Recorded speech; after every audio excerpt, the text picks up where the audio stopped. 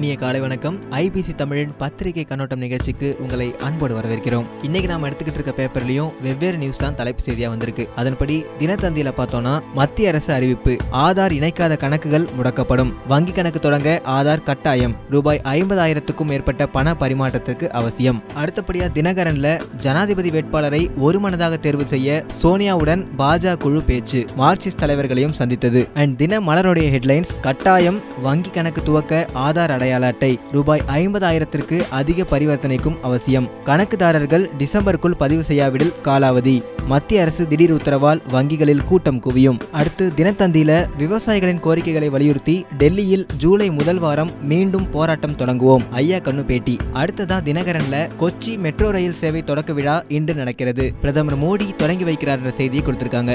அடுத்ததா ஒரு அதிர்ச்சிகரமான செய்தி எல்லா பேப்பர்லயுமே கொடுத்திருக்காங்க. அதன்படி தினமலர்ல புழல் சிறைக்குள் வீசப்பட்ட பாகிஸ்தான் கொடியால் பரபரப்பு, புழல் மத்திய சிறைக்குள் பாகிஸ்தான் தேசிய கொடி மற்றும் மொபைல் போன் வீசப்பட்டதால் சிறைத்துறை வட்டாரத்தில் பரபரப்பு ஏற்பட்டுள்ளதுன்னு குறிப்பிட்டிருக்காங்க. தினத்தந்தியில அதிமுக அம்மா அணி சார்பில் இஃப்தார் நோன்பு திறப்பு நிகழ்ச்சி 21ஆம் தேதி எடப்பாடி பழனிசாமி தலைமையில் நடக்கிறது. தினகரன் ஆதரவு எம்எல்ஏக்களின் நிபந்தனை நிராகரிப்பு என்ற செய்தியை கொடுத்திருக்காங்க. இதற்கு அடுத்தபடியா அதிமுகவின் பதவி போட்டியால் தமிழக உரிமைகள் பறிக்கப்படுகின்றதுன்னு இந்திய கம்யூனிஸ்ட் கட்சி மாநில செயலாளர் முத்தரசன் தெரிவிச்சிருக்காரு.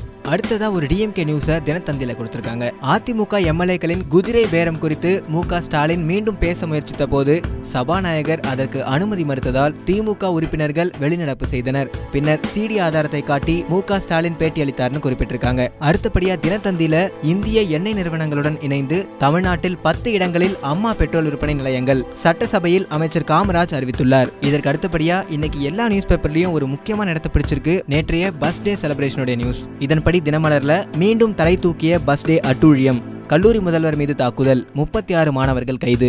உயர்நீதிமன்ற தடையை மீறி சென்னையில் நேற்று இரு கல்லூரிகளின் மாணவர்கள் பஸ் டே கொண்டாட்டத்தில் ஈடுபட்டனர். அதே நேரத்தில் கொண்டாட்டத்தில் ஈடுபட்ட மாணவர்களை கண்டித்த சென்னை பச்சையப்பன் கல்லூரி முதல்வர் தாக்கப்பட்டார். அவரின் காரும் அடித்து நொறுக்கப்பட்டது. இது தொடர்பாக 36 மாணவர்களை போலீசார் கைது செய்துள்ளனர் குறிப்பிட்டிருக்காங்க. மேலும் அதே தினமலர்ல ஜனாதிபதி பிரணாப் முகர்ஜியின் பதவிக்காலம் அடுத்த மாதம் முடிகிறது. இதையொட்டி ஜனாதிபதி தேர்தல் ஜூலை 17 நடக்கிறது. இத்தேர்தலில் காங்கிரஸ் தலைமையில் ஒருங்கிணைந்து பொது வேட்பாளரை நிறுத்த எதிர்க்கட்சிகள் ஆலோசனை செய்து வருகின்றன.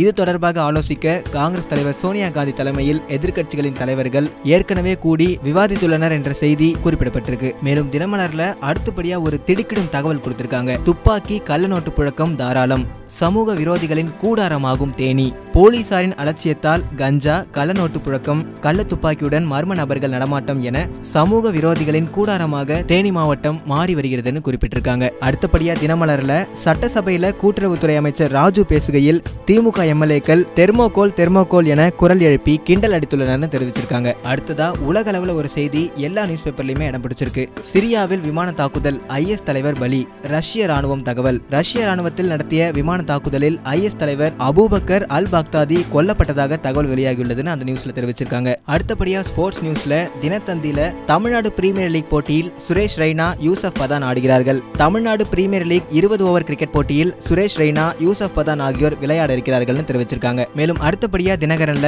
அரையிறுதியில் திருப்பத்தை ஏற்படுத்திய ஜாதவை பந்து வீச அழைத்ததில் தோனிக்கு முக்கிய பங்கு உண்டு, இந்திய கேப்டன் விராட் கோலி பேட்டி. இந்த செய்தி எல்லா நியூஸ் பேப்பர்லயுமே ஸ்போர்ட்ஸ் நியூஸ்ல இடம் பிடிச்சிருக்கு. கடைசியா இந்தோனேஷிய சூப்பர் சீரிஸ் பேட்மிண்டனில் இந்திய இளம் வீரர் பிரணாய் ஒலிம்பிக் சாம்பியன் சென் லாங்கை வீழ்த்தினார் அப்படின்ற செய்தியும் ஸ்போர்ட்ஸ் நியூஸ்ல முக்கியமான இடத்தை பிடிச்சிருக்கு. இதோட இன்றைய ஐபிசி தமிழின் பத்திரிகை கண்ணோட்டம் நிறைவடையுது. இத மாதிரி இன்னும் பல சுவாரஸ்யமான செய்திகளை தெரிஞ்சுக்கணும்னா www.ibctamil.com இணையதளத்துல வந்து பார்க்கலாம். இந்த நாள் இனிய நாளாக அமைய ஐபிசி தமிழ் சார்பாக வாழ்த்துக்கள்.